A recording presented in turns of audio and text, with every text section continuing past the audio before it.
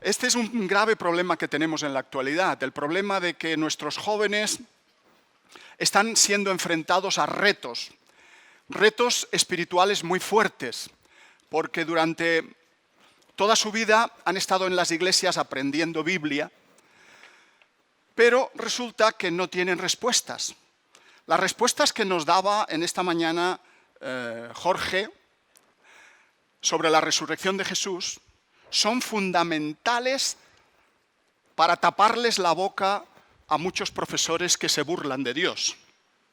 Pero si no conocemos estas respuestas, si nuestros jóvenes no están preparados para defender su fe, sucumben a los argumentos de los profesores universitarios agnósticos, escépticos. Y este es el problema que hoy estamos viviendo en Europa, en Estados Unidos, y acá está empezando a llegar en muchas ciudades. Por lo tanto, hermanos, la apologética es una asignatura pendiente. Tenemos que profundizar en las respuestas que defienden la fe cristiana. Por eso estamos aquí, por eso se ha organizado este congreso en Cali. Yo les voy a hablar de Dios y el cosmos. Vamos a ver en esta mañana cómo la Biblia desde la primera frase empieza diciendo que Dios al principio creó los cielos y la tierra. Esto que dice la Biblia, en el momento que lo dice, era algo absolutamente original. Porque las demás culturas, las demás civilizaciones, los demás pueblos periféricos al pueblo de Israel, no creían que el mundo hubiera tenido un principio. Creían que el mundo era eterno, había existido siempre. Así lo pensaban ellos, desde los babilonios, pasando por los egipcios, los griegos, los romanos con toda su parafernalia de dioses con defectos humanos. Ellos creían que los dioses habían salido de la materia que era eterna. Las aguas de los mares, las aguas de los ríos, la tierra, todo eso había existido siempre. Y en algún momento determinado, la materia crea a los dioses. O sea, que cuando la Biblia dice en el principio creó Dios los cielos y la tierra, está siendo absolutamente revolucionaria en su contexto geográfico, histórico, cultural, religioso. De manera que, dice el salmista, por la palabra de Dios fueron hechos los cielos y todo el ejército de ellos, por el aliento de su boca. Lo que está diciendo aquí el salmista no es que la materia crea a los dioses, es todo lo contrario. Es la palabra de Dios quien lo crea todo. Él mandó y existió. El verbo trae a la existencia. El verbo llama al no ser para que sea. Y eso es algo absolutamente nuevo y absolutamente revolucionario en el contexto de la Biblia. Crear a partir de la nada, como se dice en latín, creatio ex nihilo. Y esta idea de creación a partir de la nada, tan nueva, tan revolucionaria, la van a justificar Justino Mártir en sus libros, en sus argumentaciones, Ireneo. Ya hemos oído hablar en esta mañana de estos llamados padres de la Iglesia, de los primeros siglos del cristianismo, Tertuliano, Clemente de Alejandría, Orígenes. Insisten, profundizan en la idea de crear a partir de la nada. ¿De qué nada? De la nada de nada. De la nada absoluta. Porque la nada de la que hablan hoy los físicos de partículas, la nada de la que habla la física cuántica, es una nada que no es nada, sino que es algo. Es un hervidero de partículas. Es un hervidero de campos, de ondas. O sea que no es nada, es algo, ¿verdad? Pero la nada teológica, la nada metafísica, la nada que da lugar al ser, La nada de Dios es otra nada. Siempre existió Dios. Dios es eterno. Pero en un momento determinado, Dios crea la materia, el espacio y el tiempo. El tiempo no existía eternamente. El tiempo es creado. Y algunos dicen, bueno, y al principio el tiempo iba a la misma velocidad que hoy. Los días de Génesis pueden ser largos periodos geológicos, largos periodos, grandes eras. Pero eso son cuestiones para otra conferencia, ¿eh? Simplemente las esbozo ahí. Aristóteles, por ejemplo, el gran padre de la filosofía griego, no creía en lo que dice la Biblia. No creía en la creatio ex nihilo, en la creación a partir de la nada, sino que pensaba que el mundo era eterno. Fíjense ustedes que la idea de eternidad de la materia ha estado arraigada desde siempre en las conciencias humanas, en muchas personas. De hecho, la ciencia suscribía la eternidad del mundo, la eternidad de la materia, hasta prácticamente mediados del siglo pasado, del siglo XX. Los científicos creían en la eternidad de la materia y se burlaban de la Biblia diciendo que el mundo tuviera un principio, que el mundo fuera creado a partir de la nada, es una idea religiosa, no es una idea científica, no es una idea razonable. Lo razonable es la eternidad del mundo, no la creación del mundo. Y encontramos, por ejemplo, a Svante August Arrhenius, que a principios del siglo XX escribió: la creencia de que algo pueda surgir de la nada está en contradicción con el estado actual de la ciencia, según la cual la materia es inmutable. ¿Se acuerdan ustedes de aquella famosa frase: la energía ni se crea ni se destruye, solo se transforma? Eso lo aprendíamos en la escuela. Sin embargo, las cosas cambiaron. La ciencia es cambiante. La ciencia va avanzando, va progresando, va descubriendo nuevas cosas, va descubriendo cómo es en realidad el mundo.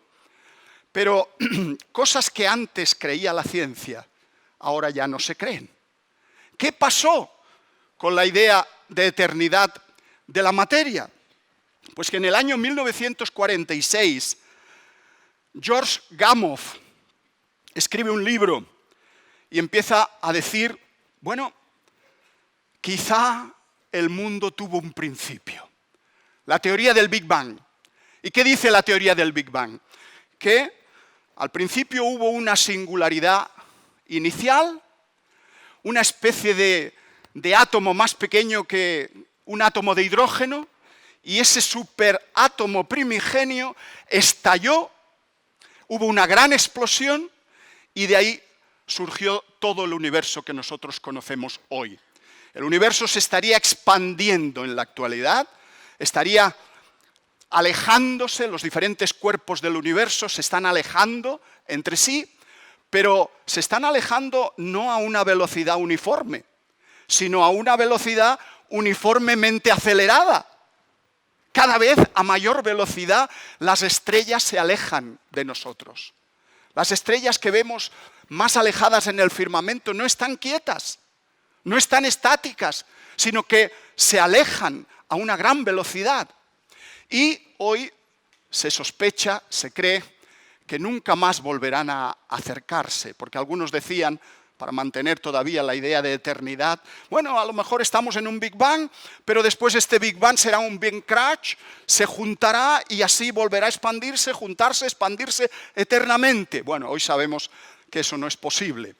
No es posible, primero porque contradice las leyes de la física, de la termodinámica, y después porque lo que estamos viendo es que cada vez se están a una mayor velocidad alejando de nosotros.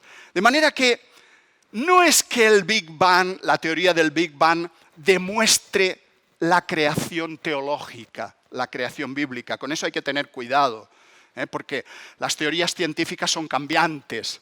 Si uno se casa con una teoría científica hoy, a lo mejor se tiene que divorciar pasado mañana, ¿verdad? Entonces, no es que el Big Bang demuestre la creación bíblica, pero, desde luego, sí que es un espaldarazo, sí que es un punto de apoyo. Hoy la mayoría de los científicos creen que el mundo tuvo un principio. La cuestión es, ¿puede la ciencia hoy dar una explicación del origen del universo sin recurrir a un Dios trascendente, a una causa ajena al mundo, a una causa sobrenatural? Ese es el dilema. Claro, esta pregunta no gusta a muchos. Quien no cree en Dios tiene que forzosamente pensar o bien que el mundo es eterno o bien que el mundo evolucionó y se creó a sí mismo. Muchas veces lo que ocurre es que quien no quiere aceptar a Dios convierte a la naturaleza en Dios. Diviniza la naturaleza. La naturaleza es sabia, la selección natural es muy inteligente, lo ha creado todo, aunque es ciega, no hay teleología, no hay previsión de futuro, pero es muy inteligente y a lo largo de millones de años la naturaleza ha podido crear toda esa impresión de diseño inteligente que observamos hoy en el mundo. Tenemos aquí al doctor Alexander Vilenkin de la Universidad de Tufts en Massachusetts, y él dice que el universo empezó a existir sin causa. Eso es lo que decía hace ya algunas décadas. Y nos hablaba del efecto túnel cuántico, que igual que en la naturaleza, en los laboratorios se producen partículas, consiguen atravesar determinados campos de potencial, así quizá también se podría haber creado el universo. Son teorías físicas difíciles de entender, pero él llegaba a esta conclusión. ¿Podría también el universo haber empezado a existir sin una causa? Es algo que va contra la razón. Todos los efectos tienen una causa que los produce. Sin embargo, este hombre empezó a decir esto. La nada de Vilenkin no es, como decía antes, la nada absoluta. Es otro tipo de nada. Pero posteriormente, curiosamente también, Vilenkin se ha retractado de estas ideas. Y una de las últimas entrevistas que se le han hecho, él dice, no, mi teoría no era buena. Yo reconozco que el mundo no es eterno. El mundo tuvo un principio. Él no es creyente, él no cree en Dios, pero sigue creyendo que el mundo empezó. Otra postura es la del que el universo no tuvo comienzo. Ahí tenemos al recientemente fallecido Stephen Hawking, y él escribe en su libro Historia del Tiempo, en tanto en cuanto el universo tuviera principio, podríamos suponer que tuvo un creador. Pero si el universo es realmente autocontenido, fíjense esa expresión, el universo que se contiene a sí mismo, ¿qué lugar queda entonces para un creador? Él juega con esa idea. Él no cree tampoco en Dios, no creía en Dios, y se esforzaba por buscar una teoría física que reemplazase a Dios. Si el universo fuera autocontenido, si el universo no tuviera ninguna frontera, ningún borde, decía, pues no tendría ni principio ni fin. Y simplemente existiría, o sea, sería eterno, venía a decirnos. Pero claro, creer que el universo no tuvo comienzo, ¿no es también un acto de fe? No es una demostración científica, es un acto de fe, algo metafísico. El universo es eterno, insiste Andrei Lindin de la Universidad de Stanford. El universo se reproduce eternamente y se reinventa a sí mismo. A todos estos científicos no les gusta la idea de la creación. No les gusta la idea de que tiene que haber un Dios creador. Y entonces, según él, el universo sería pues una especie de burbuja que se hinchó separándose de un universo anterior, preexistente, y ahí surgen los universos como si fuesen burbujas de jabón, ¿verdad? Van saliendo universos que, claro, nosotros tampoco podríamos conocer, porque si ni siquiera hemos llegado a conocer el nuestro, si ni siquiera conocemos más del 30% de nuestro universo, ¿cómo podemos saber si hay otros universos semejantes al nuestro? Esto es algo que la cosmología nunca jamás podrá demostrar. ¿Es una teoría científica o es una teoría metafísica? La selección natural de universos, Lee Smolin, este científico canadiense, habla también de una serie infinita de universos que se crean, se extinguen, cuyas leyes evolucionan y que esos universos solo subsisten si generan agujeros negros, esos agujeros que se lo tragan todo, y los universos pues, se crearían a sí mismos como si fuese la teoría darwinista, ¿no? Una selección natural de universos. Pero ¿esto es física, insisto, o es metafísica? Estamos hablando de teorías que jamás se podrán comprobar, y mucho menos demostrar. Neil Tarok, la teoría de supercuerdas o de los universos en colisión. El universo presente es el resultado de una colisión entre enormes membranas de 4 dimensiones, dice él.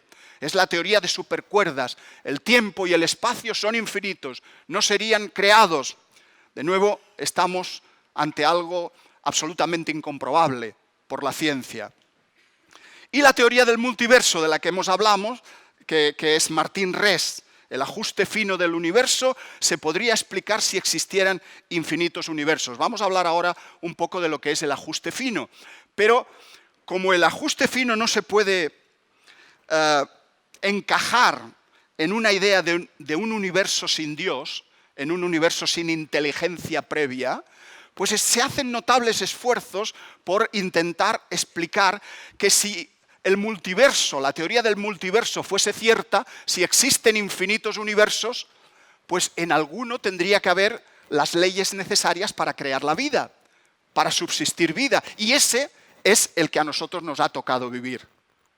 Eso es lo que dice la teoría del multiverso. Como existen todos, no necesitamos a ningún Dios. Nosotros estamos en el único universo que permite la vida.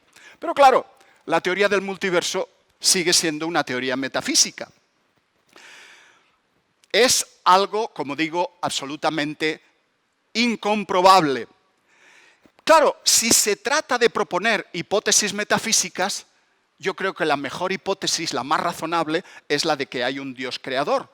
Como dice el doctor en filosofía William Lane Craig, si el universo comenzó a existir, entonces tiene que tener una causa exterior al universo que debe ser el creador. Esto es el argumento que él defiende. ¿Cuáles serían las evidencias de inteligencia en el cosmos? ¿Cómo podemos saber que el universo se ha creado inteligentemente y no por casualidad? Bueno, pues estas tres serían las razones principales. El ajuste fino, el principio antrópico y la Tierra como algo privilegiado, como un planeta diferente a los demás. Vamos a ver un pequeño video del ajuste fino y esto nos va a dar la idea de que realmente es muy difícil pensar que el universo se hizo solo.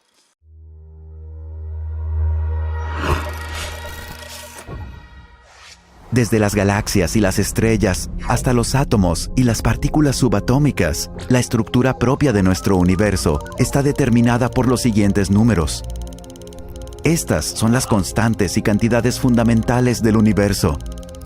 Los científicos han llegado a la impactante conclusión de que cada uno de esos números ha sido marcado cuidadosamente a un valor asombrosamente preciso, un valor que cae dentro de una gama extremadamente estrecha que permite la vida. Si alguno de esos números fuese alterado por tan siquiera una hebra de cabello, ninguna vida física, interactiva, de cualquier tipo pudiera existir en ninguna parte. No existieran las estrellas, ninguna vida, ningún planeta. ninguna química. Consideremos la gravedad, por ejemplo. La fuerza de la gravedad está determinada por la constante gravitacional. Si esa constante variara en tan siquiera 1 en 10 elevada a las 60 partes, ninguno de nosotros existiría. Para poder entender lo extremadamente estrecha que es esa gama que permite la vida, imaginémonos un medidor que esté dividido en incrementos de 10 elevado a incrementos de 60. Para entender cuántos pequeños puntos en el medidor eso representa, comparémoslo con el número de células que hay en nuestro cuerpo o con el número de segundos que han transcurrido desde que comenzó el tiempo. Si la constante gravitacional hubiese estado desajustada tan siquiera por uno de esos infinitesimalmente pequeños incrementos, el universo o se hubiera expandido y diluido de una manera tan rápida que ninguna estrella se hubiera formado y la vida no pudiera existir, o se hubiese colapsado sobre sí mismo teniendo el mismo resultado: ninguna estrella, ningún planeta, ninguna vida. O consideremos la tasa de expansión del universo. Esta está dirigida por la constante cosmológica. Un cambio en su valor por tan siquiera 1/10 elevada a la 120 causaría que el universo se expanda de una forma muy rápida o muy lenta. En cualquiera de los casos, el universo sería, una vez más, uno que prohíba la vida. U otro ejemplo de ajuste fino: si la masa y la energía del universo primitivo no estuvieran distribuidas uniformemente a una precisión incomprensible de 1/10 elevada a la 10 a la potencia de 123, el universo sería hostil para la vida de cualquier tipo. El hecho es, nuestro universo permite la vida física e interactiva solo porque esos y muchos otros números han sido independiente y exquisitamente balanceados sobre un filo de navaja. A donde quiera que miran los físicos, ellos ven ejemplos de ajuste fino.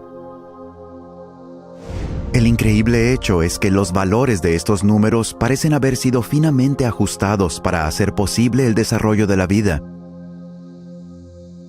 Si alguien declara no estar sorprendido por las características especiales que tiene el universo, él está escondiendo su cabeza debajo de la arena. Estas características especiales son sorprendentes e improbables. ¿Cuál es la mejor explicación para este asombroso fenómeno? Hay 3 opciones vivas. El ajuste fino se debe o a la necesidad física, o al azar, o al diseño. ¿Cuál de estas opciones es la más plausible? Según esta alternativa, el universo debe ser uno que permita la vida. Los valores precisos de estas constantes y cantidades no pudieran ser diferentes. Pero, ¿es eso plausible? ¿Es un universo que prohíba la vida imposible?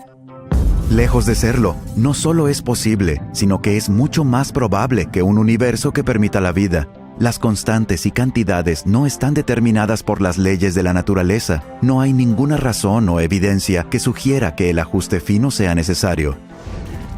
¿Qué hay del azar? ¿Fue que tuvimos mucha suerte? No. Las probabilidades implicadas son tan ridículamente remotas que ponen al ajuste fino mucho más allá del alcance del azar. Así que en un esfuerzo para mantener esta opción viva, algunos han ido mucho más allá de la ciencia empírica y han optado por adoptar un enfoque más especulativo conocido como el multiverso. Ellos se imaginan a un generador de universos produciendo un gran número de universos y que probablemente con el tiempo surgirán universos que permitan la vida. No obstante, no hay evidencia científica para la existencia de este multiverso. No puede ser detectado, observado, medido o probado. Y el propio generador de universos iría a requerir una gran cantidad de ajuste fino. Además, pequeñas áreas de orden son mucho más probables que las áreas grandes. Así que el universo más probable y observable sería uno que sea pequeño, habitado por un único y simple observador. Sin embargo, lo que realmente observamos es la misma cosa que menos deberíamos esperar. Un universo vasto, espectacularmente complejo, altamente ordenado, habitado por billones de otros observadores. Por lo tanto, incluso si el multiverso existiese, lo cual es un punto debatible, este no haría nada para explicar el ajuste fino. Dada la improbabilidad de la necesidad física o del azar, la mejor explicación del por qué el universo está finamente ajustado para la vida puede muy bien ser que él fue diseñado de esa manera.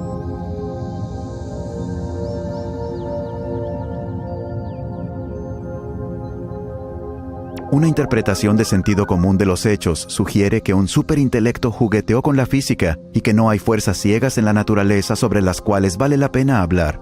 Los números que uno calcula de los hechos me parecen tan abrumadores que ponen esta conclusión más allá de la pregunta. Para mí existe evidencia poderosa de que hay algo sucediendo detrás de todo. Parece como si alguien ha ajustado bien los números de la naturaleza para crear el universo. La impresión de diseño es abrumadora. Los cielos cuentan la gloria de Dios. El firmamento proclama la obra de sus manos. Un día comparte al otro la noticia. Una noche a la otra se lo hace saber.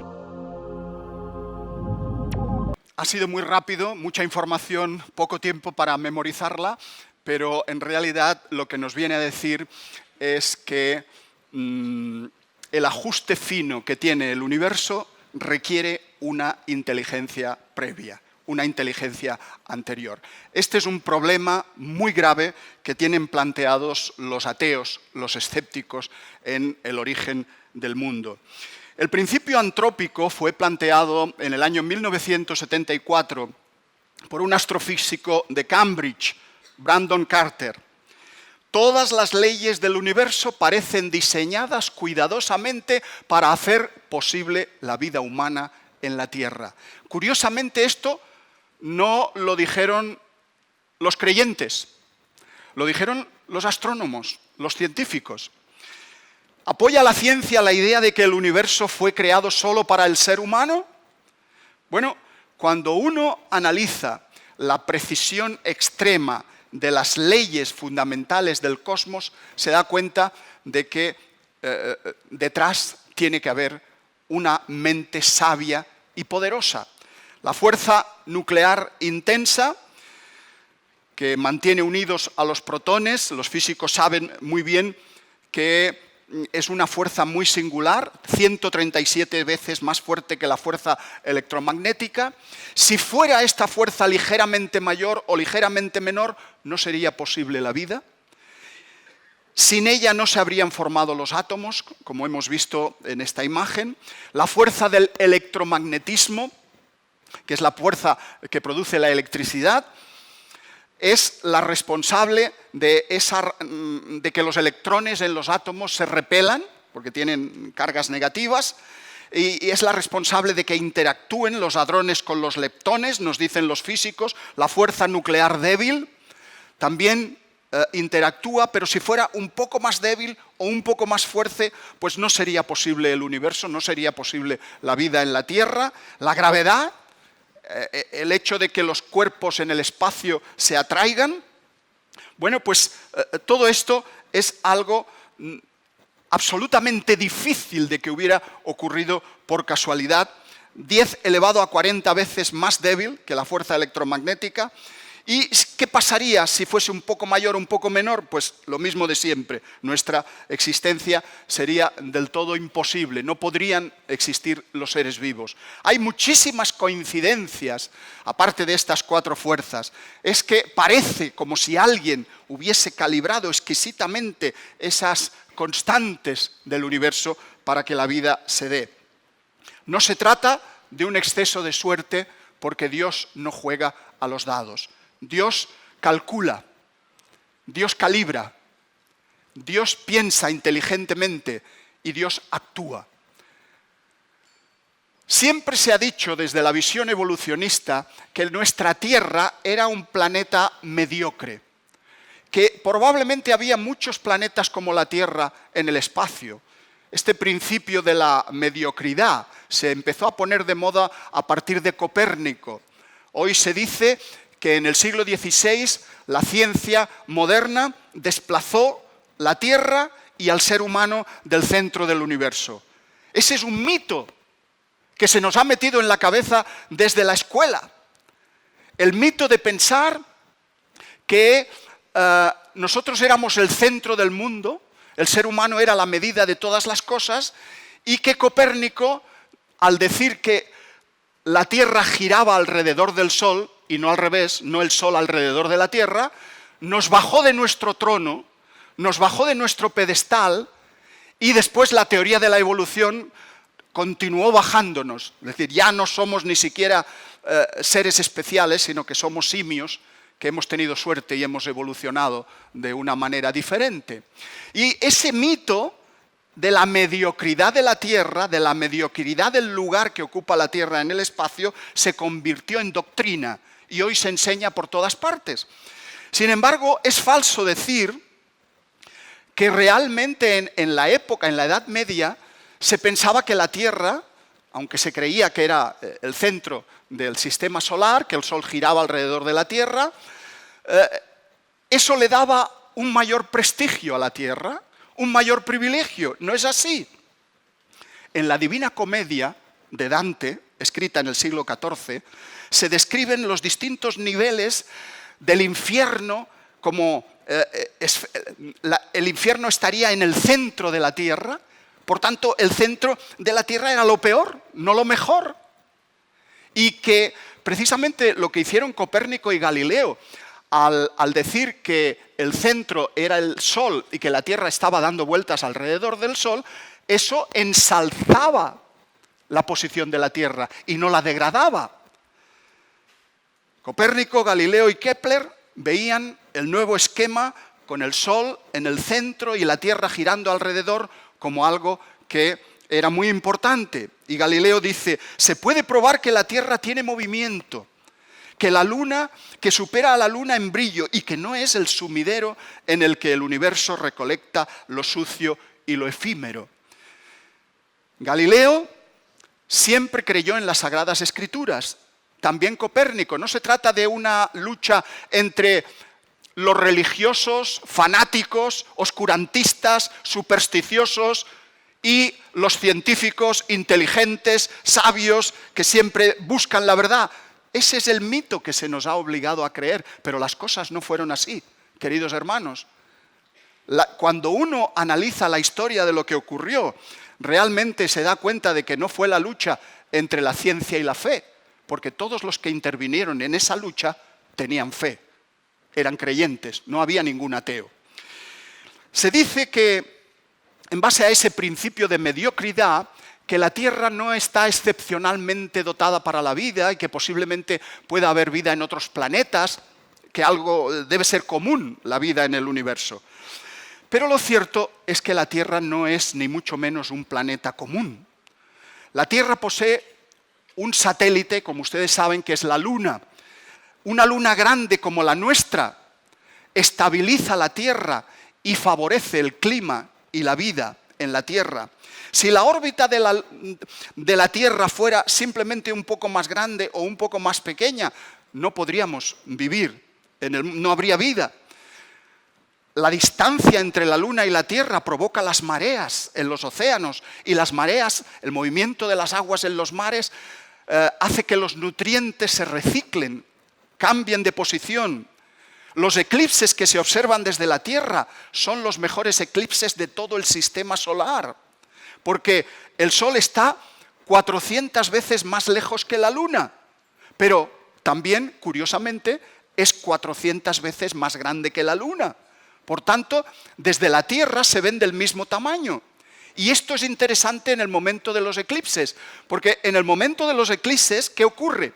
Cuando la Luna se pone entre la Tierra y el Sol, nos permite observar el halo de luz que desprende el Sol. Y esa observación, esas muchas observaciones a lo largo de la historia de la humanidad, han permitido crear la ciencia, han permitido el avance de la ciencia. Si no fuera porque nuestra atmósfera nos permite ver la Luna y el Sol, es transparente, no podríamos haber desarrollado la ciencia.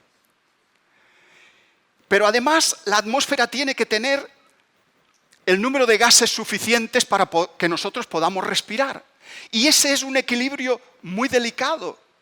Que sea transparente y que tenga los gases para la respiración, eso es algo exquisito, que solo se ha podido dar, que no se ha podido dar por azar, sino que requiere que alguien lo haya planificado previamente.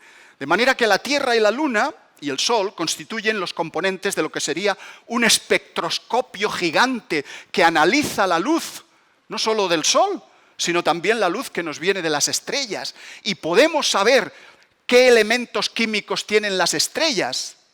estudiando la luz, estudiando el espectro de luz. Incluso podemos saber a qué distancia están las estrellas, analizando su luz. La forma de la sombra circular de la Tierra sobre la Luna indicó ya a los antiguos griegos, como Aristóteles, que la Tierra era redonda, era una esfera. Hoy todavía abundan los terraplanistas. Hay grupos que creen que la Tierra es plana. Y a veces incluso, ese es otro de los mitos, se dice, es que la Biblia dice que la Tierra es plana. Ah, sí, ¿dónde lo dice? ¿En qué versículo lo dice? Cuando la Tierra habla, se dice los fundamentos de la Tierra, como si fueran pilares. Hermanos, evidentemente el ser humano ha evolucionado científicamente, sus conceptos han ido cambiando, pero la mayoría de los pueblos que existían alrededor de Israel creían que la Tierra era plana, era circular, que se aguantaba sobre el lomo de elefantes gigantes, que a su vez se aguantaban sobre tortugas que nadaban en un mar. Todo eso lo creían los pueblos de alrededor. Pero la singularidad de la Biblia es que nos dice que la Tierra flota en el espacio, en el vacío. Eso es algo extraordinario en aquel momento. La Luna actúa como un telescopio gigante, ya que permite detectar objetos más pequeños o muy juntos para poderlos medir desde la Tierra. Evidentemente habría muchas características que podríamos estudiar aquí, pero yo les recomiendo que se lean, si les interesa este tema, la singularidad de la Tierra, del planeta Tierra, que se lean este libro, El planeta privilegiado, de Guillermo González y de Jay Richard. Este libro llega a esa conclusión. La Tierra es un único planeta, es un planeta privilegiado para la habitabilidad, para que podamos vivir en ella, y para la mensurabilidad, es decir, para poder medir el universo, para poder hacer ciencia. Esto es algo extraordinario que hasta ahora no se había visto. El campo magnético terrestre que provee la Tierra, que nos protege de las partículas cósmicas que pueden producir cánceres y pueden matar. La Tierra tiene el tamaño adecuado para la vida. Si fuera más pequeña, pues tendría menos gravedad y perdería la atmósfera y se enfriaría y por lo tanto no sería apta para la vida. Pero si fuera más grande, al tener mayor gravedad y la atmósfera sería más pesada, pero la fuerte presión que habría en la superficie de la Tierra no nos permitiría tampoco vivir.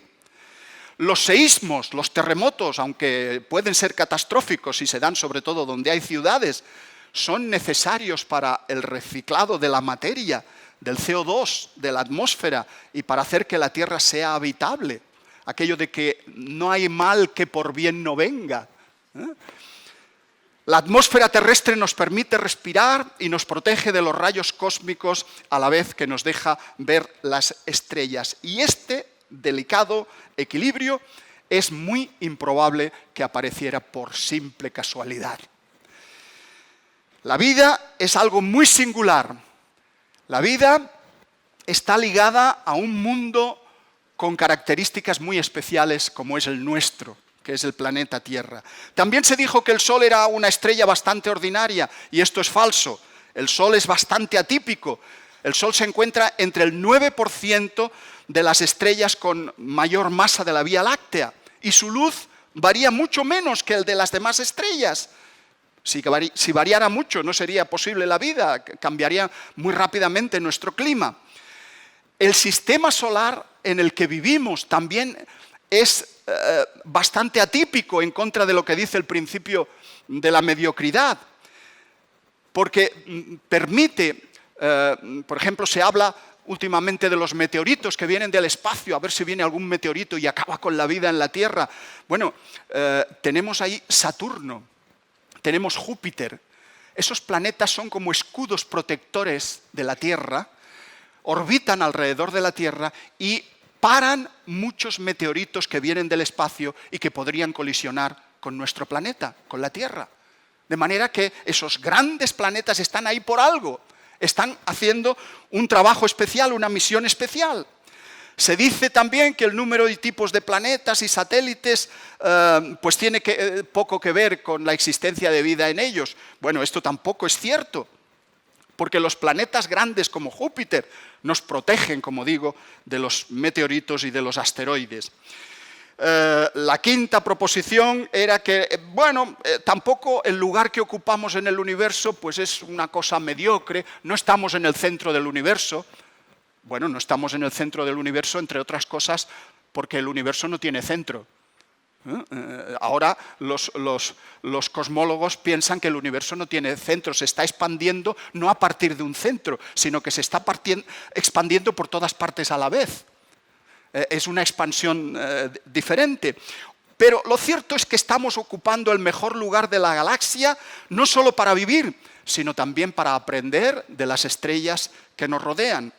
Se dice que nuestra galaxia tampoco es demasiado importante, no es excepcional y que puede haber vida en cualquier otra galaxia. Tampoco eso es así. Nuestra galaxia, la Vía Láctea, está entre el 2% de las galaxias que se podría vivir, habitables, y por lo tanto es un lugar especialmente adecuado para nosotros. Se dice que el universo es eterno, ya lo hemos visto, que es infinito en espacio y materia, pero hoy la astronomía acepta que el universo tuvo un principio en el tiempo, igual que lo tuvo la Tierra, igual que lo tuvieron el resto de los astros. Las leyes físicas, dicen, no están especialmente preparadas para la existencia de la vida inteligente. Bueno, Fred Hoyle, que hacían alusión a él anteriormente, que era un hombre escéptico, no creía en Dios, dijo esto: una interpretación de sentido común de los hechos sugiere que un superintelecto, cada cual que llame a Dios como quiera, un superintelecto ha jugado con la física y también con la química y la biología, y que no hay fuerzas ciegas de las que valga la pena hablar en la naturaleza. Y esto lo decía una persona que no creía en Dios. El principio antrópico nos viene a decir que alguien ajustó todos los mandos del universo antes de que éste empezara a existir. Solo cuando cada dial está en su posición precisa se produce el universo habitable. De manera que el fracaso del principio de Copérnico o de la mediocridad habría que sustituirlo por el principio de la excelencia. Vivimos en un planeta excelente, vivimos en un lugar del universo excelente. No se nos ha desprestigiado por vivir en la Tierra, como se dice hoy, sino todo lo contrario. Vivimos en un lugar sumamente interesante, y cuando uno toma el tamaño medio del ser humano y lo compara con todos los cuerpos que existen en el universo, pues se da cuenta de que tenemos el tamaño medio entre todas las cosas. Si el universo tuviera un diámetro de 10 elevado a 26 y un núcleo atómico tiene un diámetro de 10 elevado a menos 14, la altura de un niño de 1 metro estaría en el centro de esas medidas. Si medimos el tiempo que ha pasado desde que se creó el universo hasta la vida media de la partícula más pequeña que existe, el latido del corazón humano es el término medio de ese tiempo. Si el universo tiene 10 elevado a 80 átomos y un electrón es la partícula, tomamos como el tamaño mínimo, el cuerpo humano estaría también situado en el centro. La escala de los tamaños nos hace sospechar que había un propósito para la existencia del ser humano. Conclusiones. Aunque el universo fuera el resultado de una fluctuación de un vacío primordial, como piensan hoy muchos físicos y cosmólogos, esto no significa ni mucho menos que el universo se haya podido crear a sí mismo. Otro error que se comete es pensar que crear significa lo mismo que cambiar o que ser una causa del cambio. Hoy los físicos, cuando hablan de la creación del universo, hablan de cambio en la materia, pero cuando la Biblia habla de creación, habla de la nada absoluta a la aparición de todo. La causa de la existencia del universo, hermanos, amigos, no es una cuestión adecuada para la física y la cosmología, porque es algo que trasciende a la ciencia. Que de la nada haya surgido todo, eso jamás lo podrá investigar ningún laboratorio del mundo. ¿Por qué? Porque es un milagro. Y la ciencia no tiene acceso a los milagros. Los milagros los hace Dios. El mayor de todos los milagros es el que nos comentaba Jorge esta mañana, la resurrección de Jesucristo. Pero ¿sabéis cuál es el otro? La creación del mundo, la creación del universo.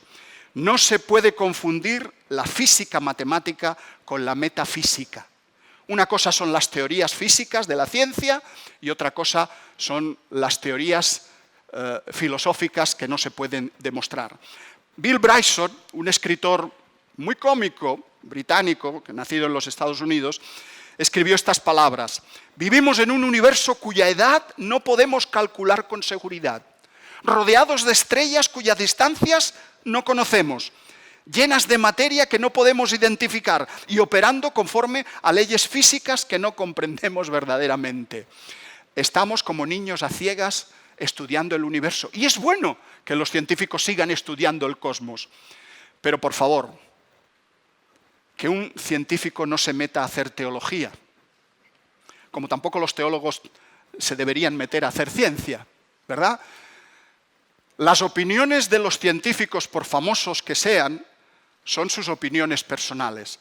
Pero que un científico sea muy bueno en cosmología no quiere decir que sepa si Dios existe o no existe. Eso depende de la fe de cada cual. Como dice el libro de Hebreos, por la fe entendemos haber sido constituido el universo por la palabra de Dios, de modo que lo que se ve fue hecho de lo que no se veía. El diseño es la mejor explicación para el origen de las criaturas, así como de la correlación entre eso que hemos llamado la habitabilidad y la mensurabilidad. Si Dios es el diseñador supremo, que lo hizo todo con un propósito, entonces, queridos hermanos, queridos amigos, tu vida y mi vida tienen sentido, tienen propósito, y por lo tanto, cada uno de nosotros podemos descubrir el propósito que Dios tiene para cada una de nuestras vidas. Muchas gracias y que Dios les bendiga.